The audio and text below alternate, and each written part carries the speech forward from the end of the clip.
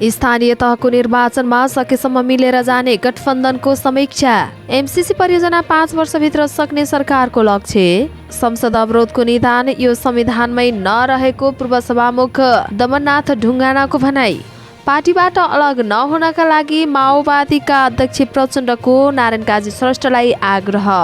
विप्लव र एमाले नेता भीम रावल बीच भेटवार्ता। ग्याल्पो लोसारले राष्ट्रिय एकतालाई मजबुत बनाउने उपराष्ट्रपति नन्दबहादुर पुनको भनाई। नोबेलका 10 विद्यार्थीहरूले सुरु गरे माइती घरमा अनसन। म्यादी प्रहरीलाई 1 हप्ता तालिम दिने कार्यविधि तयार। पूर्व म्यादी र पूर्व सुरक्षाकर्मी प्राथमिकतामा। राष्ट्रसङ्घको महासभामा नेपालले रुस विरुद्ध मतदान गर्यो। भारत र चीन सहित 35 देश तटस्थ। कोरोनापछि बिस्तारै लयमा फर्किँदै दोहोरी साँझहरू।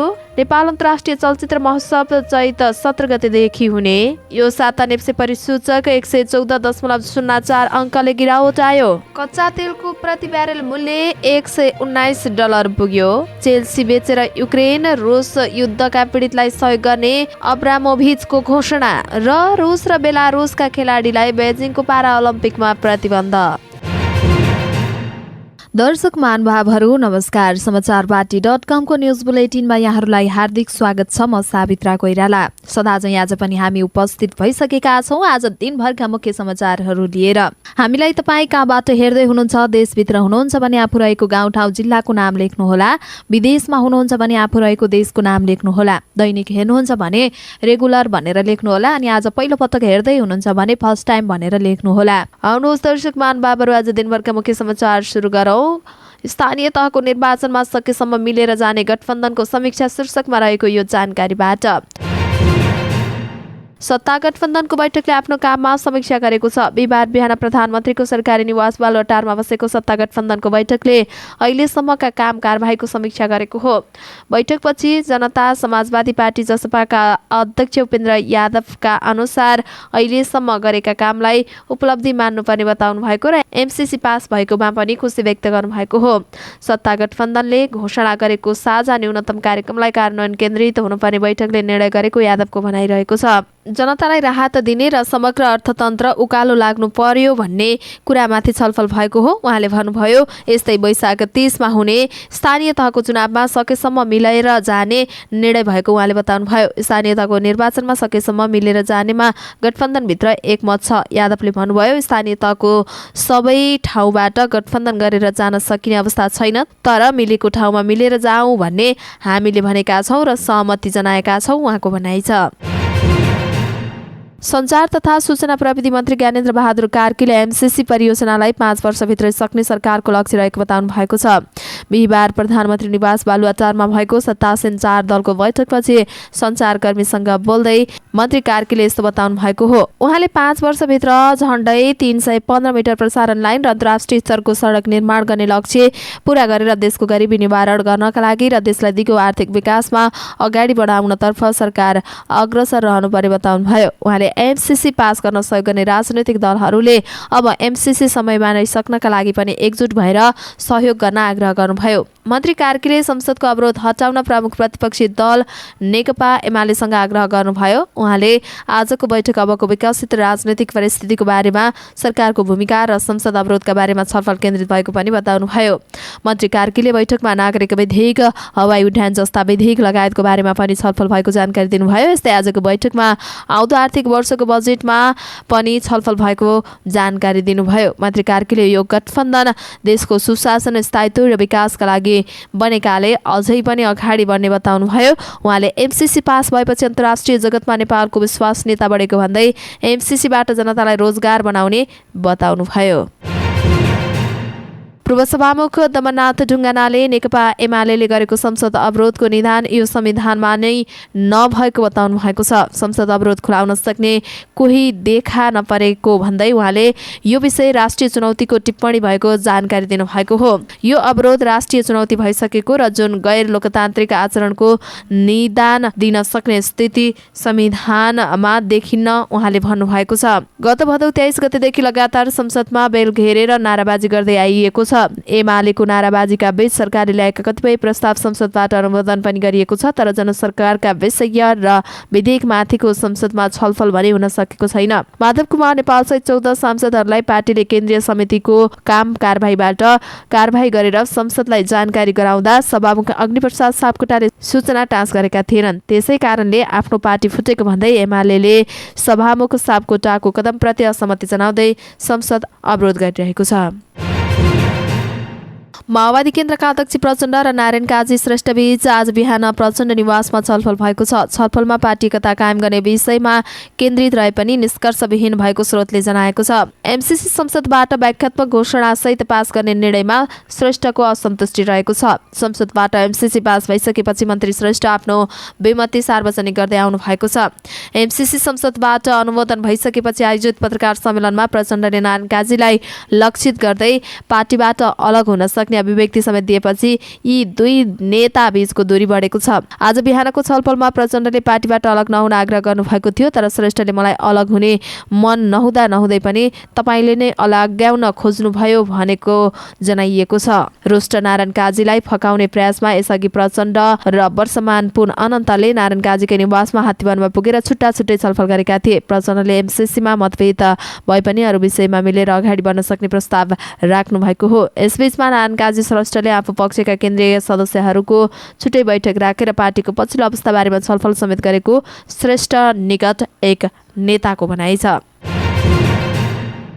नेपाल कम्युनिस्ट पार्टीका महासचिव नेत्र विक्रम चन्द विप्लव नेकपा एमालेका नेता भीम रावलसँग भेटवार्ता गर्नुभएको छ।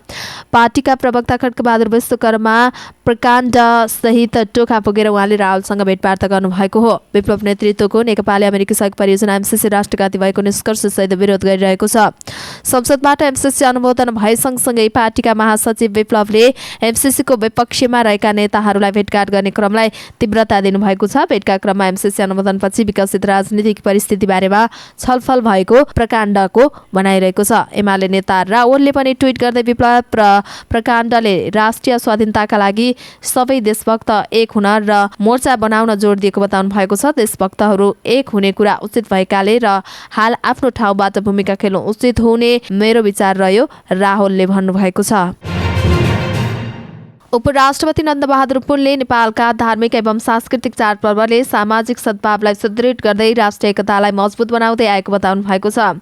महायानी बौद्ध धर्मावलम्बी तथा शेर्पा समुदायको नयाँ वर्ष ग्याल्पो लोसार 2149 को अवसरमा आज शुभकामना दिँदै उहाँले ग्याल्पो लोसारले नेपालीका बीच आपसी सद्भाव, सामाजिक एकता र भातृत्व कायम गर्ने अपेक्षा व्यक्त गर्नुभएको हो। हिमाली भेगमा बसोबास गर्ने शेर्पा समुदायको मौलिक भाषा, लिपि, संस्कृति, रीतिरिवाज, वेशभूषा सहितको विशिष्ट पहिचान रहेको उहाँले उल्लेख गर्दै ग्याल्पो लोसार आपसी सद्भाव, प्रेम, भातृत्व, सहिष्णुता र एकताको पर्वको रूपमा रहेको बताउनुभयो। ग्याल्पो लोसारको अवसरमा उहाँले स्वदेश तथा विदेशमा रहने सम्पूर्ण बौद्ध धर्मावलम्बी तथा सम्पूर्ण शेर्पा दिदीबहिनी दाजुभाइमा सुख, शान्ति, समृद्धि र राष्ट्रको निरन्तर उन्नतिका लागि शुभकामना व्यक्त गर्नुभयो।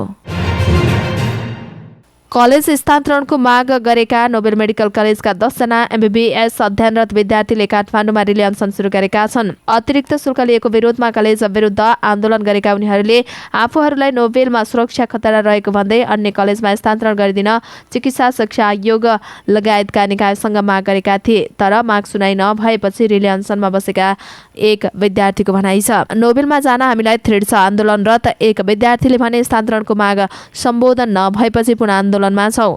नोबेल मेडिकल कलेज प्रशासनले लिने अतिरिक्त शुल्कको विरोधमा 81 जना विद्यार्थी आन्दोलनमा उत्रेका थिए। आंशिक माग सम्बोधन भएपछि अधिकांश विद्यार्थी नियमित कक्षामा सहभागी छन्। आन्दोलनको अगुवाई गरेका 10 जना विद्यार्थीले भने सुरक्षा खतरा रहेको बताएका छन्। स्थानीय तहको निर्वाचन गराउनका लागि 1,18,000 म्यादी प्रहरी चाहिने प्रहरी प्रधान कार्यालयको प्रस्ताव छ। प्रहरी प्रधान कार्यालयको केन्द्रीय सुरक्षा समितिले सो प्रस्ताव अगाडि बढाएको छ।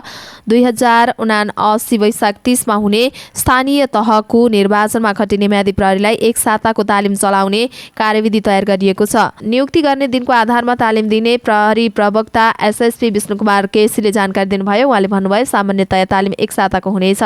7 दिनको तालिममा म्यादी प्रहरीलाई अनुशासन र भिड नियन्त्रण बारेमा सिकाइनेछ। प्रहरी प्रधान कार्यालयका एकजना उच्च अधिकारीका अनुसार आफूभन्दा सिनियरलाई सलाम गर्ने तरिका, लौरो चलाउने र भिड नियन्त्रण गर्ने तरिका सिकाउने गरी कार्यविधि रहेको छ। गृहमन्त्री बालकृष्ण खाँडको अध्यक्षतामा बस्ने केन्द्रीय सुरक्षा समितिले यसबारे निर्णय गरेपछि म्यादी प्रहरी भर्ना प्रक्रिया सुरु हुनेछ। म्यादी प्रहरी 50 दिन निर्वाचनको सुरक्षामा खटिनेछन्। 74 मङ्सिरमा भएको प्रतिनिधि सभा र प्रदेश सभाको चुनावमा 79,000 म्यादी प्रहरी भर्ना भएका थिए। सो चुनावमा 0.2% अर्थात् 700 जना पूर्व सुरक्षाकर्मी म्यादी प्रहरीमा भर्ना भएका थिए। म्यादी प्रहरीमा पूर्व सुरक्षाकर्मीलाई प्राथमिकता दिने प्रहरी प्रधान कार्यालयको तयारी रहेको छ।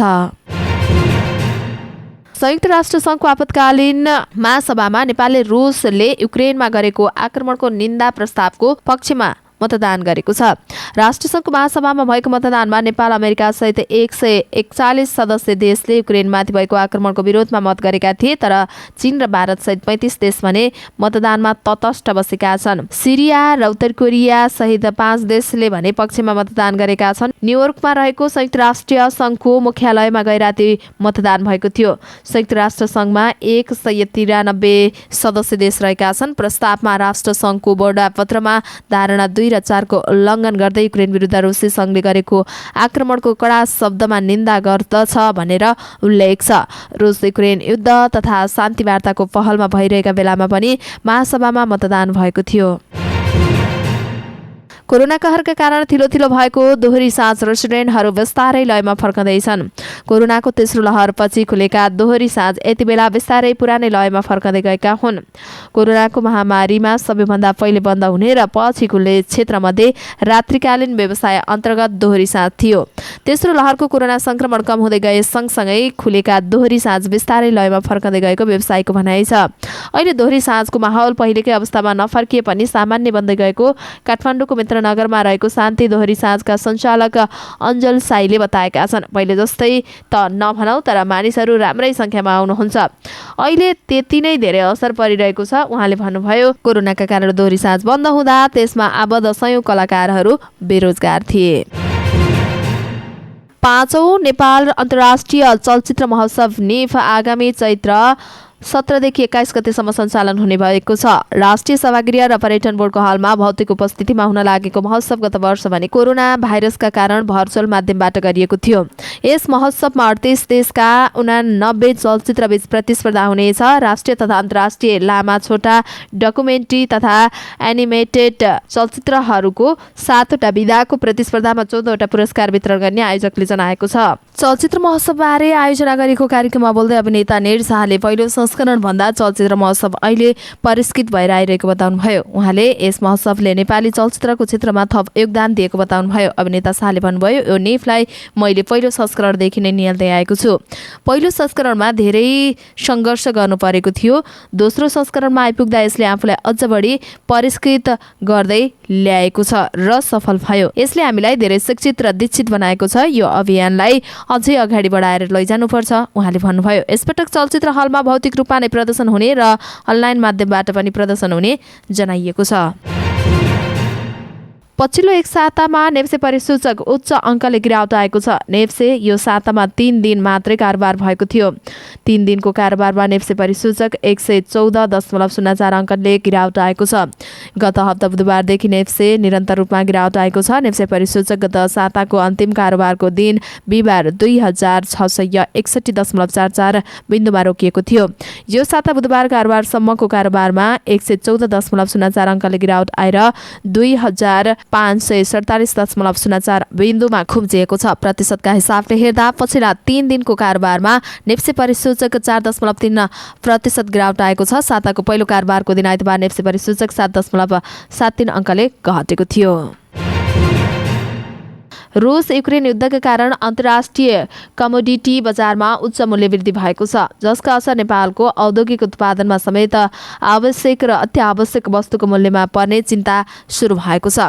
युद्धका कारण रुस र युक्रेनी बजारमा उत्पन्न हुने वस्तुको निर्यातमा प्रभावसँगै युद्धमा थप चर्किएर अन्तर्राष्ट्रिय आपूर्ति व्यवस्था नै खलबलिएको र खलबलिने भय भएको हुँदा उच्च मूल्य वृद्धि भएको अन्तर्राष्ट्रिय सञ्चार माध्यमले जनाएका छन्। ट्रेडिङ इकोनोमिकलले ले सार्वजनिक गरेको बिहीबारको विवरण अनुसार ब्रेन्ट कच्चा तेलको मूल्य प्रति ब्यारेल $119 पुगेको छ, जुन पछिल्लो 11 वर्ष यताकै उच्च हो। तेलको मूल्य बढ्दा नेपाल आयात गर्ने समग्र पेट्रोलियम पदार्थको मूल्य बढ्ने र नेपालको अर्थतन्त्रलाई नै ठूलो असर पुग्छ। बिहीबारको कच्चा तेलको मूल्य सन् 1 फेब्रुअरी 2012 को मूल्यभन्दा केही सेन्टरले कम हो। त्यस दिन ब्रेन्ट कच्चा तेलको मूल्य $120 प्रति ब्यारेल रहेको थियो। इङ्ग्लिस फुटबल क्लबका चेल्सीका मालिक रोमन आब्रामोभिचले क्लब बिक्री गर्ने योजना बनाएको बताएका छन्। क्लब बिक्रीबाट हुने मुनाफा रुस युक्रेन युद्धका पीडितहरूलाई सहयोगका लागि उपलब्ध गराउने रुसी व्यापारी आब्रामोभिचले बताएको बीबीसीले जनाएको छ। उनले चेल्सी फुटबल क्लब र समर्थकहरूलाई बिर्सन नसक्ने बताएका छन्। उनले क्लब बिक्री निकै कठिन निर्णय भएको र यसले पीडा दिएको बताएका छन्। आब्रामोभिचले चेल्सी क्लबको बिक्री मूल्य 3 अर्ब पाउन्ड स्टर्लिङ राखेको बताइएको छ। क्लब बेच्ने निर्णयबारे 55 वर्षीय अब्रामोभिचले भनेका छन्, मेरो निर्णय यो क्लब समर्थक, यहाँका कर्मचारी, क्लबका प्रायोजक र साझेदारीहरूको समेत हितमा रहेको मेरो विश्वास छ। क्लब बिक्री गर्न कुनै पनि हतार गरिने छैन, एक प्रक्रिया अनुसार हुनेछ। मैले कुनै ऋण भने तिर्न छैन। उनले चेल्सीलाई एउटा परोपकारी संस्था खडा गर्न भनेको र जस मार्फत सबै मुनाफा दान गरिने बताइएको छ।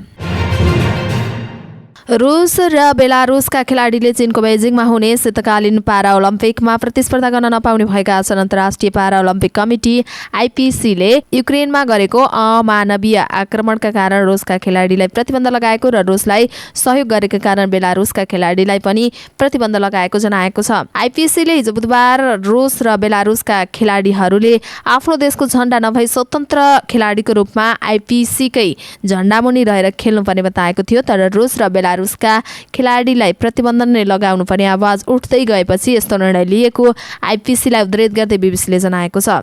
यो तपाईँ आफ्नै सरकारको कार्यको शिकार हुनुभएको छ, आइपिसीका अध्यक्ष एन्ड्रयू पार्सन्सले भन्नुभएको छ। अवस्था दर्शक महानुभाव, आज दिनभरका मुख्य समाचारहरू यति नै। हामीले प्रस्तुत गरेका मुख्य समाचारप्रति तपाईँको धारणा के छ तल कमेन्ट बक्समा कमेन्ट गर्नुहोला। पल पलको न्युज अपडेटका लागि हाम्रो च्यानललाई सब्स्क्राइब गर्नुहोला अनि नजिकै आउने बेल आइकनलाई क्लिक गर्नुहोला। पल पलको न्युज अपडेटका साथ फेरि हाम्रो भेट हुने नै छ। तपाईँ समाचारपाटी.com हेर्दै गर्नुहोला। नमस्कार।